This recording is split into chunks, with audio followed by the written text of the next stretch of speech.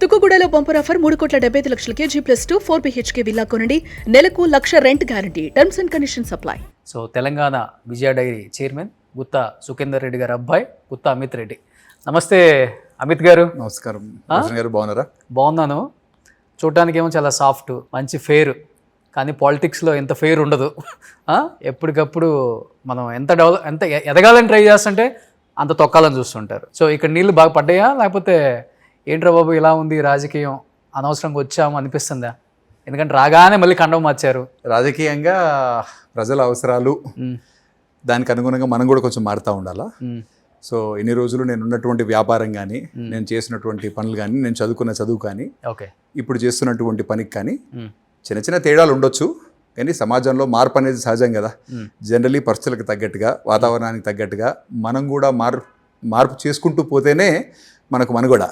ఎందుకంటే వ్యక్తిత్వం కానీ లేకపోతే అదర్వైజ్ కూడా ప్రజల అవసరాల రీత్యా, లేకపోతే మనం ఉన్న ఫీల్డ్ రీత్యా వ్యాపారం కూడా సాఫ్ట్గా ఉంటే చేస్తే అయ్యేది కాదు. కాబట్టి వ్యాపారం మెలకువలు కానీ లేకపోతే ఏ పని చేసినా చిత్తశుద్ధితో చేసే అలవాటు ఉంది. కాబట్టి రాజకీయం కానీ ప్రజాసేవ కానీ ఒకసారి దాంట్లో దిగిన తర్వాత దానికి ప్రజల అవసరాల రీత్యా లేకపోతే రాజకీయ అవసరాల రీత్యా ఏ విధంగా మనం మార్చుకుంటూ ముందరికి పోతే మన రాజకీయ మనుగడ ఉంటుందో దానికి తగ్గట్టుగానే పనిచేసుకుంటూ పోతాం తప్ప మరొకటి కాదు. ఓకే, అంటే గుత్తా ఫ్యామిలీ ఏ పార్టీలో ఉన్నా కానీ పదవులు మాత్రం వాళ్ళ ఇంటికి వెతుక్కుంటూ వస్తానే ఉంటాయి అంటుంటారు.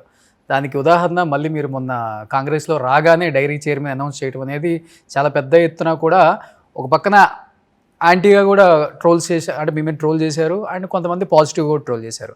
ఎందుకంటే నల్గొండ జిల్లాలో ఉద్దండలు ఉన్నారు, సీనియర్ నాయకులు, మీ నాన్నగారితో పాటు చాలామంది. జూనియర్లకి అంత ప్లేస్ ఇవ్వరు. చెప్పాలంటే అనగదొక్కే ప్రయత్నము లేకపోతే ఎరగనీయకుండా చేసే ప్రతిదీ జరుగుతుంటుంది అక్కడ. రాజకీయం అలా ఉంటుంది. కానీ మీరు రాగానే అనౌన్స్ చేసేటప్పటికి ఏంటి అసలు అంత రేవంత్ రెడ్డికి మీకున్న అనుబంధమా, లేకపోతే మీ నాన్నగారు గేమ్ ఆడితే చైర్మన్ అయ్యారా, ఏం జరిగింది అసలు? అంటే లేదండి, రాజకీయంగా మీరు అన్నట్టు నల్గొండ జిల్లాలో మొదటి నుంచి కూడా బాగా రాజకీయ చైతన్యం ఎక్కువ ప్రజలకు కానీ అదర్వైజ్ కూడా. ఎందుకంటే మొదటి నుంచి కూడా ఉద్యమాలకు పెట్టింది పేరు. కమ్యూనిస్టు సాయుధ రైతాంగ పోరాటం అయితేనేమి, లేకపోతే కమ్యూనిస్టు ఉద్యమాలు అయితేనేమి, కాంగ్రెస్ పార్టీకి కమ్యూనిస్ట్ పార్టీల మధ్యలో జరిగిన పోరాటాలు అయితేనేమి, అనేక విధాలుగా ప్రజలకు రాజకీయ చైతన్యం ఎక్కువ. దానివల్ల లీడర్షిప్ కూడా, క్వాలిటీస్ కూడా ప్రతి ఒక్కరికి కూడా ఎక్కువ. దానివల్ల మీరు కాంగ్రెస్ పార్టీలో తీసుకుంటే మంచి ఉద్దండులు అయినటువంటి నాయకత్వం కాంగ్రెస్ పార్టీకి నల్గొండ జిల్లాలో ఉంది.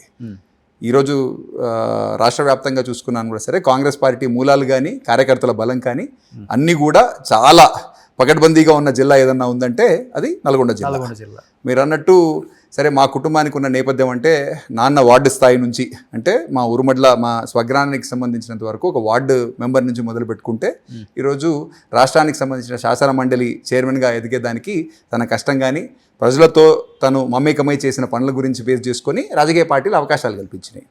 సో మొదటి నుంచి కూడా తన రాజకీయ ఆరంగేట్రం ఒకవేళ స్టార్టింగ్ స్టేజెస్లో స్టూడెంట్ పాలిటిక్స్ నుంచి వచ్చారు. తర్వాత సబ్సిక్వెంట్గా ఎన్టీ రామారావు గారు టీడీపీ పెట్టినప్పుడు అప్పటి నుంచి 83-84 నుంచి టీడీపీలోనే ఉండడం జరిగింది. 2009 సంవత్సరం వరకు టీడీపీలో ఉన్నారు. ఆల్మోస్ట్ సుమారు నేను అనుకుంటా 25 నుంచి 30 సంవత్సరాల పాటు టీడీపీలోనే ఉండడం జరిగింది. టీడీపీ కూడా రాజకీయంగా మంచి అవకాశాలు, ఎన్టీ రామారావు గారు నాన్నని ఆ రోజు ఉన్నటువంటి ఆంధ్రప్రదేశ్ పాడి పరిశ్రమాభివృద్ధి సంస్థకు చైర్మన్గా బాధ్యతలు ఇవ్వడం జరిగింది. సబ్సిక్వెంట్గా ఎంపీగా కూడా టీడీపీలో గెలవడం జరిగింది. ప్రజలతో మమేకమై పనిచేసుకుంటూ ముందలు పోవడం జరిగింది. దానివల్ల పరిస్థితులు కొద్దిగా మార్పు చేర్పులు ఆనాటి 2009 సంవత్సరంలో టీడీపీ నాయకత్వానికి నాన్నకి మధ్యలో కొద్దిగా గ్యాప్ రావడం వల్ల ఆ రోజు కాంగ్రెస్ పార్టీలోకి రావడం. ఆ కాంగ్రెస్ పార్టీలోకి రావడం కూడా రాజశేఖర రెడ్డి గారు నాన్నకున్న పనితనాన్ని దృష్టిలో పెట్టుకొని, ప్రజలతో తనకున్న సంబంధాలను దృష్టిలో పెట్టుకొని రాగానే పెద్ద మనసుతోటి నాన్నకు కూడా ఒక ఎంపీగా అవకాశం ఇవ్వడం జరిగింది. 2 పర్యాలు కాంగ్రెస్ నుంచి కూడా ఎంపీగా గెలవడం జరిగింది. తర్వాత సబ్సిక్వెంట్గా కూడా కొన్ని మార్పు చర్యల వల్ల, కొన్ని అనివార్య కారణాల వల్ల బీఆర్ఎస్కి పోవడం, మళ్ళీ బీఆర్ఎస్కి దూరం కావడం కూడా జరిగింది.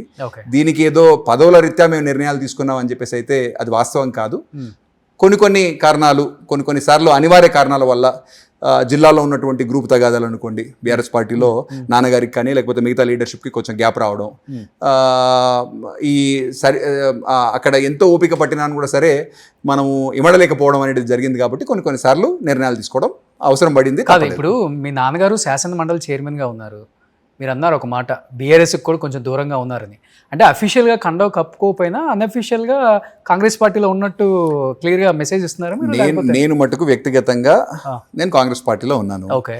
నాన్నగారు ఈరోజు ఒక రాజ్యాంగబద్ధమైన పదవిలో ఉన్నారు కాబట్టి ఆయన ఏ పార్టీకి సంబంధం లేకుండా ఆ రాజ్యాంగబద్ధ పదవిలో ఉన్నన్ని కాలం ఆయన ఏ పొలిటికల్ పొజిషన్లోనే ఉన్నారు కాబట్టి అదే పొజిషన్లో కంటిన్యూ అవుతారు తప్ప మరొకటి కాదు.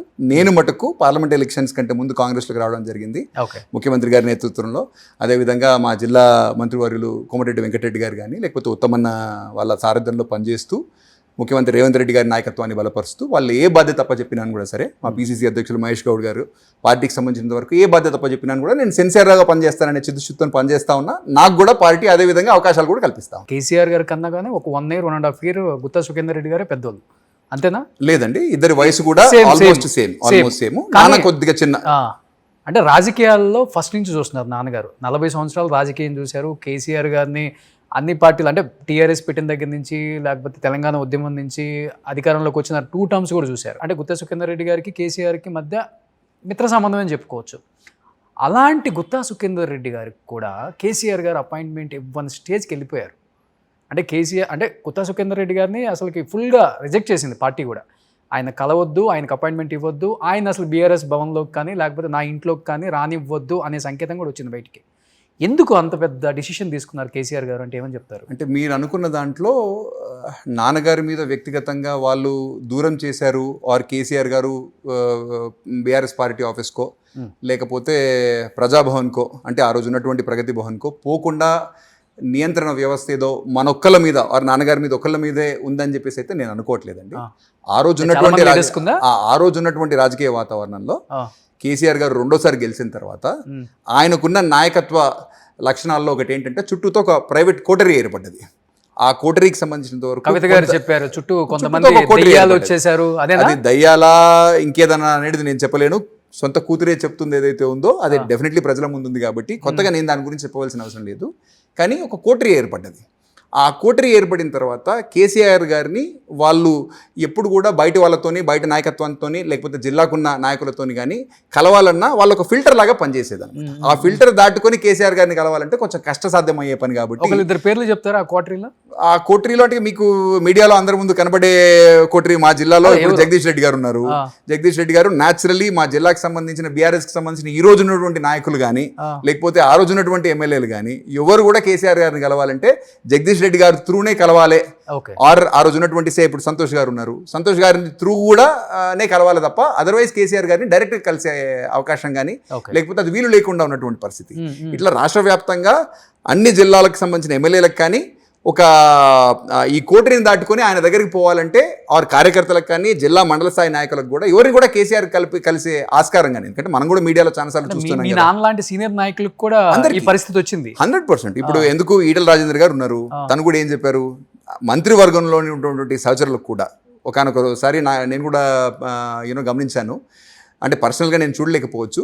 ఆనాటి హోంమంత్రి మహమూద్ అలీ గారు కానీ ఈటల రాజేందర్ గారు కానీ ఇట్లా పెద్ద పెద్ద మహానాయకులు ఎవరైతే ఈ బీఆర్ఎస్ పార్టీకి సంబంధించినంత వరకు మేము ఒక ఫౌండర్స్ ఈ జెండా మోసిన వాళ్ళం, ఈ పార్టీని పెట్టడంలో మా ఫౌండేషన్ నుంచి మేము ఉన్నామని చెప్పుకునేటటువంటి వాళ్ళు కూడా కేసీఆర్ గారిని కలవాలంటే వాళ్ళు కలవలేకపోయే పరిస్థితి ఉంది. కాబట్టి నాన్న కూడా దాంట్లో ఒక మెంబరే తప్ప అదర్వైజ్ అయితే ఇంకోటి అయితే కాదు. కాబట్టి ఇదేదో వ్యక్తిగతంగా తన మీద ఏదో కక్షపూరితంగా వ్యవహరించారని చెప్పేసి నేనైతే అనుకోను.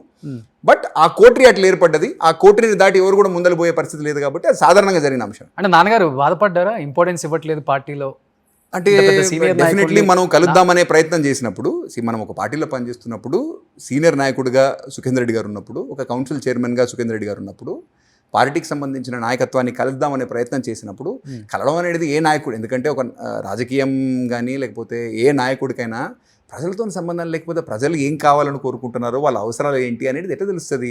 ఎందుకంటే ఆయన ప్రజల్లో నుంచి పుట్టిన నాయకుడు మళ్ళీ. కరెక్టే. మరి అట్లాంటి ఆయన రాష్ట్రానికి సంబంధించిన ఒక నేతగా ఆవిర్భవించిన తర్వాత ఒక ఉద్యమ నాయకుడిగా ఉన్నటువంటి కేసీఆర్ గారు ప్రజలతోని సంబంధాలు ఎప్పుడైతే తెంచుకుంటారో అప్పుడు ఆటోమేటికలీ తన ఇంకా అక్కడి నుంచి పతనమే కదా. Okay. సో అందుకే బీఆర్ఎస్ పరిస్థితి ఈరోజు అట్లా ఉందన్నమాట. ఈ రోజు కూడా మీరు గమనించండి, ఓడిపోయిన తర్వాత 2 సంవత్సరాలు అయింది, ఎక్కడన్నా బయట కేసీఆర్ గారు కనపడుతున్నారా? Maybe ఆయన హెల్త్ రీజన్స్ కావచ్చు కదా. ఏదన్నా కావచ్చు. ఇంకా కూడా తను బీఆర్ఎస్ పార్టీకి సంబంధించిన ప్రతిపక్ష నేత అసెంబ్లీలో, మరి ప్రతిపక్ష నేతగా ఏమైనా బాధ్యతలు నిర్వర్తిస్తున్నారా? ఈ రోజు కూడా ప్రజలకు అందుబాటులో ఉంటున్నారా లేదా అనేది ప్రజలకు తెలుసు. మీరు కూడా ఒకసారి ఆలోచన చేయండి. సుమన్ టీవీలో మీ పర్సనల్ అండ్ బిజినెస్ ప్రమోషన్స్ కోసం కింది నెంబర్కి కాంటాక్ట్ చేయండి.